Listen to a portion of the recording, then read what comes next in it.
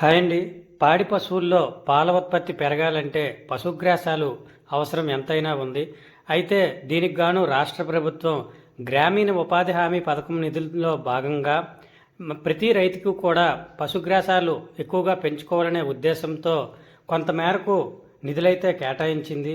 అయితే ప్రతి రైతు కూడా వ్యక్తిగతంగా రైతుకున్నటువంటి పొలంలో 10 సెంట్ల నుంచి 50 సెంట్ల వరకు కూడా ఈ పశుగ్రాసాన్ని సాగు చేసుకోవచ్చు.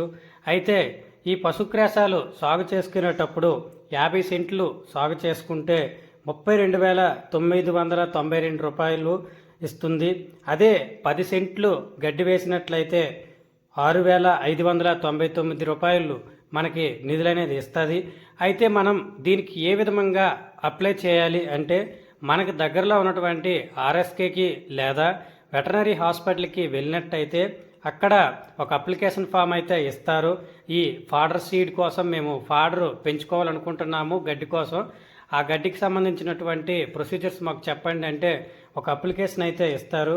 ఆ అప్లికేషన్తో పాటు మోస్ట్ ఇంపార్టెంట్ ఏంటంటే మనకి జాబ్ కార్డ్ అనేది ఉండాలి, ఉపాధి హామీ జాబ్ కార్డ్ అనేది ఉండాలి, Aadhaar card, 1B, bank passbook, ration card, ఈ చెప్పినటువంటి డాక్యుమెంట్స్ అన్నీ కూడా రెడీ చేసుకొని ఆ ఇచ్చినటువంటి అప్లికేషన్ని ఫిల్ చేసుకొని మనం మళ్ళీ మా అధికారులకు ఇచ్చినట్లయితే వాళ్ళు ప్రొసీజర్ అనేది చెప్తారు.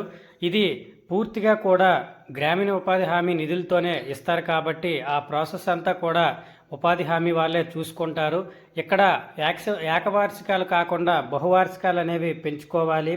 ఈ బహువార్షికాలు ఏంటంటే ఒకసారి వేసినట్లయితే దెబ్బలుగా వస్తాయి, మీకు అందరికీ తెలిసిన విషయమే. అయితే ఇక్కడ 50 సెంట్లు కనుక వేసినట్లయితే కూలీలు వేతన ఖర్చు కింద 15,000, మెటీరియల్ ఖర్చు కింద 17,992.